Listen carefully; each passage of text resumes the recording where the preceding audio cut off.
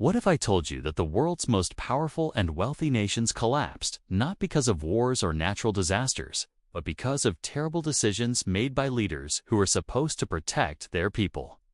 Stay right here, because today we uncover the brutal and jaw-dropping truth behind history's most catastrophic economic collapses. Stories that will permanently and completely change the way you see money, power, and government forever. If you find this kind of deep financial knowledge genuinely valuable for your everyday life, please hit that subscribe button right now, because we break down the world's most critical economic stories every single week. Throughout all of human history, countries have repeatedly made the same fatal mistakes: borrowing recklessly beyond their means, printing money without discipline, and placing blind faith in financial systems that were never built to last. These economic disasters were never random accidents or acts of God, but were entirely predictable results of human greed, political cowardice, and catastrophic miscalculation by leaders who chose short-term popularity over long-term economic stability. Understanding these deeply consistent historical patterns is not just fascinating intellectual history, but a genuine survival guide for every single citizen trying to navigate today's increasingly turbulent and dangerously unpredictable global economy right now.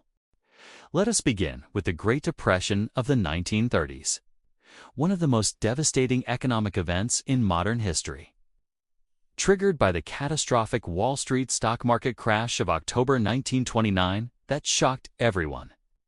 The crash wiped out billions of dollars in wealth virtually overnight and exposed deep and dangerous structural weaknesses in the American financial system that regulators and politicians had deliberately chosen to ignore for years. What followed was a full decade of catastrophic suffering for millions of ordinary families that completely reshaped the entire global economic order, in ways economists and historians still study and debate with enormous intensity today. By 1933, at the absolute devastating peak of the Great Depression, unemployment in the United States had skyrocketed to nearly 25%, representing millions of destroyed families left with absolutely nothing whatsoever to survive on. Industrial production collapsed dramatically across every major economic sector. International trade ground to an almost complete halt, and approximately 4,000 American banks failed completely, wiping out the lifetime savings of countless innocent depositors. The overall economy contracted by a staggering 50% within just 5 short, devastating years, plunging an entire generation of hardworking families into desperate and crushing poverty with absolutely no government safety net available. Most serious economists agree that catastrophically poor government policy decisions made the Great Depression dramatically and unnecessarily worse than it ever needed to be for the millions of ordinary, Americans who suffered through it. The government raised tariffs under the Smoot-Hawley Act of 1930, triggering a devastating global wave of trade retaliation that immediately collapsed international commerce and cut off vital export revenues for American farmers and manufacturers. The Federal Reserve then tightened the money supply during a severe deflationary spiral, making credit completely unavailable for struggling businesses and households, turning what could have been a manageable recession into an unprecedented generational catastrophe. The Weimar Republic of Germany in the early 1920s offers one of history's most terrifying and powerful examples of what happens when a government prints money without any restraint, discipline, or concern for economic consequences.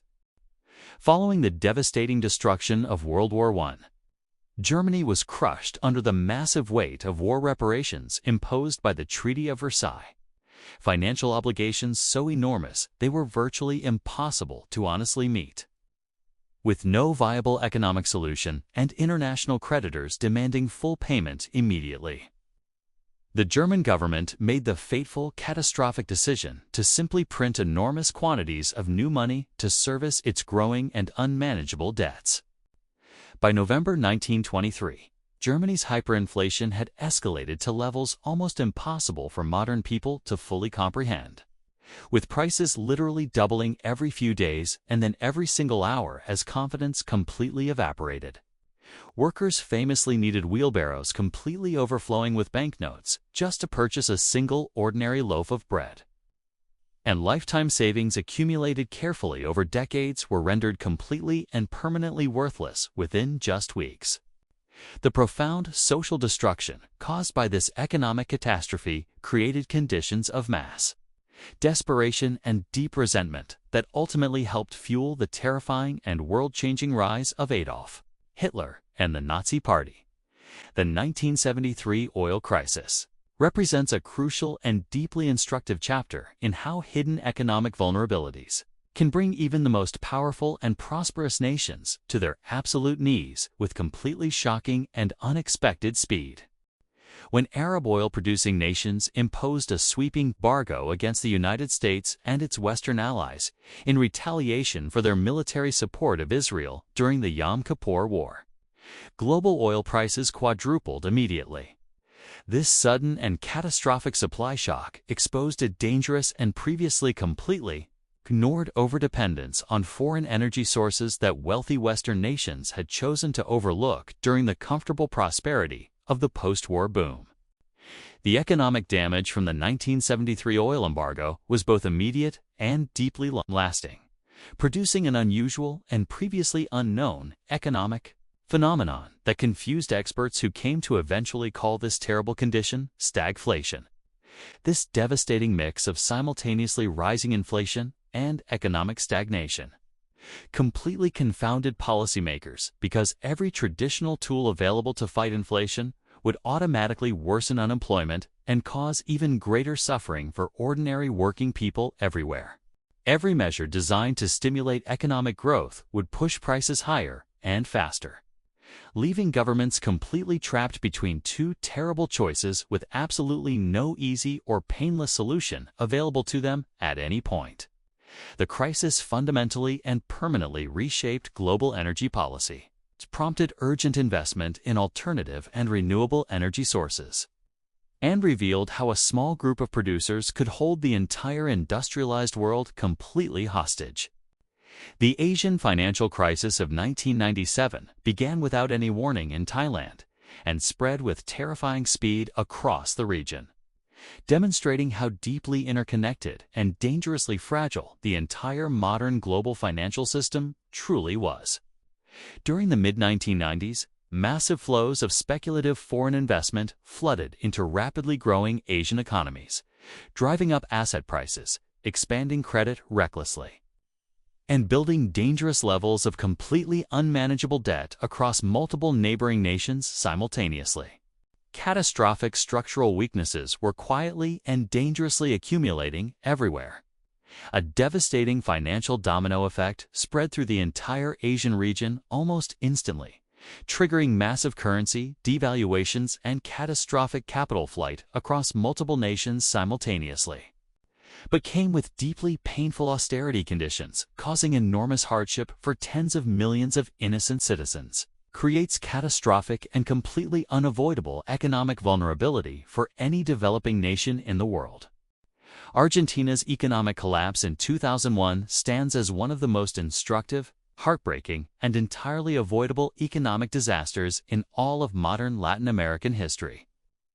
Engineered almost entirely by failures at the very highest governmental level. Throughout the 1990s, Argentina had pegged its currency, the peso, directly to the US dollar at a strict 1-to-1 rate in a determined attempt to finally control its long history of devastating hyperinflation. However, as the US dollar strengthened significantly during the late 1990s, the artificially strong peso made Argentine exports completely uncompetitive in global markets, slowly but surely strangling growth and generating completely unsustainable debt burdens. By December 2001, Argentina had defaulted on approximately $95 billion of sovereign debt, which was at that time the single largest government debt default in all of recorded human financial history anywhere worldwide.